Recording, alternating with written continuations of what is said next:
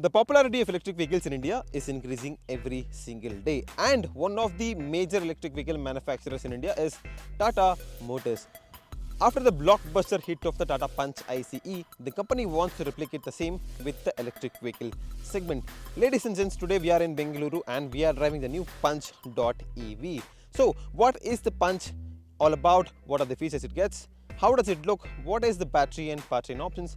What are its pros and cons? And most importantly, should this be on your radar when you're out to buy a new electric car?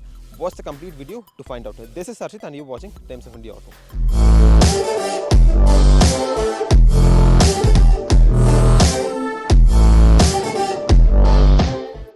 Starting off with the price and variants, the Punch.ev is available in two main variants, standard and long range. The standard comes in 5 trims, Smart, Smart Plus, Adventure, Empowered and Empowered Plus. The long range gets 3 trims, Adventure, Empowered and Empowered Plus. The long range models get the option of 7.2 kW AC fast charger for a premium of Rs 50,000, while the Adventure, Empowered and Empowered Plus variants on both variants can be had with a sunroof for an additional Rs 50,000. The variant wise price of the new Punch.ev is on your screen right now, so please take a pause if you want to take a better look. Talking about the design, the Punch.ev clearly takes inspiration from its bigger sibling Nexon.ev. The silhouette of the Punch.ev is same as its ICE counterpart, but the front end is completely redesigned. Up front, the nose is completely new. It features a split headlamp setup with daytime running lamps on top, and the main headlamp cluster is now lower down. Moving below, the car gets sharper bumper with an air curtain on both ends. The Punch.ev is also the first Tata EV to feature a charging socket at the front and a frunk which has a storage space under the bonnet. Moving on to the side, the Punch.ev looks exactly same as the ICE counterpart, but it gets .ev badges on the front door and newly designed 16-inch alloy wheels. At the back, the rear end is also identical to the ICE Punch, but the .ev gets redesigned dual-tone bumper, LED Y-shaped brake lights and a roof-mounted spoiler. The overall design is really good. The Punch.ev definitely looks striking and brilliant. The finish and the build quality is amazing too, but we did see some inconsistent panel gaps at few places, but Tata Motors says that these will be resolved soon. Moving inside, the overall dashboard layout of the Punch.ev is same as the ICE counterpart. But here, the interior is more premium and also features redesigned center console. As seen in the larger Tata SUVs, the new Punch EV also gets Tata's new illuminated 2-spoke steering wheel. The car also gets touch-sensitive panel for AC controls. It's finished in piano black and it has a great response. Again, this is something which looks similar to the larger Tata SUVs. The star of the interior is twin 10.25-inch screens, one for infotainment and one for instrument cluster.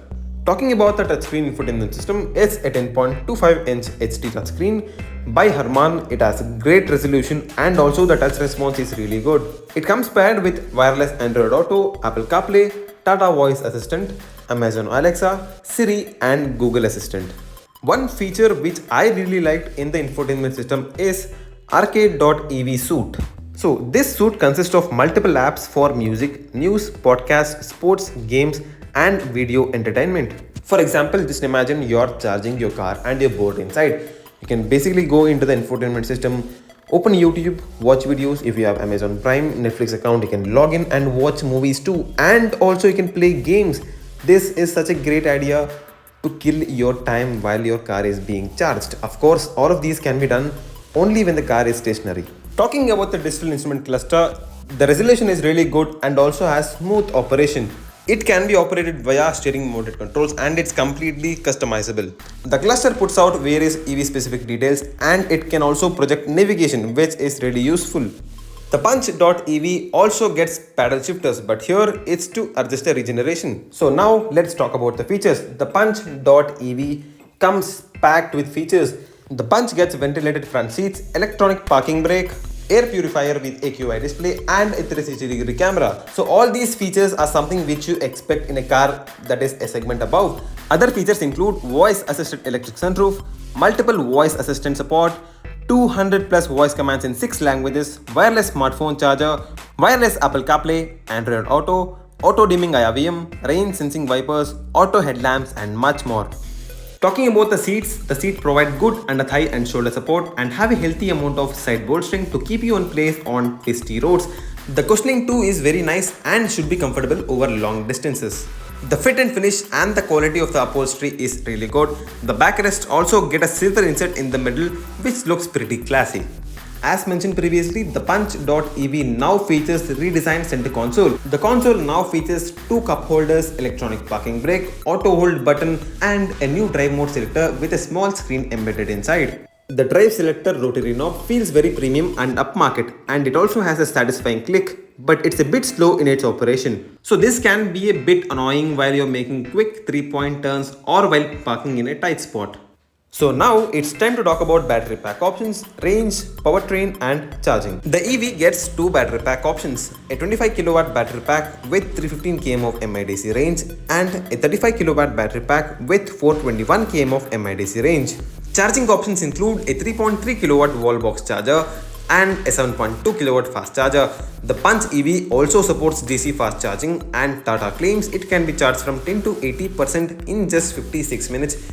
Talking about the electric motors now, the long range variants puts out 122 horsepower and 190 Newton meters, and the regular variants puts out 82 HP of power and 114 Newton meters of torque. So let's talk about how does the new Punch.ev drives and handles. The Punch.ev is the first vehicle to be built on its new Gen 2 platform called Active.ev. Driving the Punch.ev is quite a unique experience. The one we drove is the long range variant with 122 PS of power and 190 Newton meters of peak torque. Driving the Punch EV in city is quite a pleasant experience. The throttle response is pretty linear and you will appreciate how smooth the drive feels. There are 4 transmission modes to choose from: P, parking, drive, reverse and neutral. Engage to drive, lift your foot off the brake pedal and the car crawls forward automatically. This is something you really appreciate when in heavier traffic conditions where you can drive with just a brake pedal.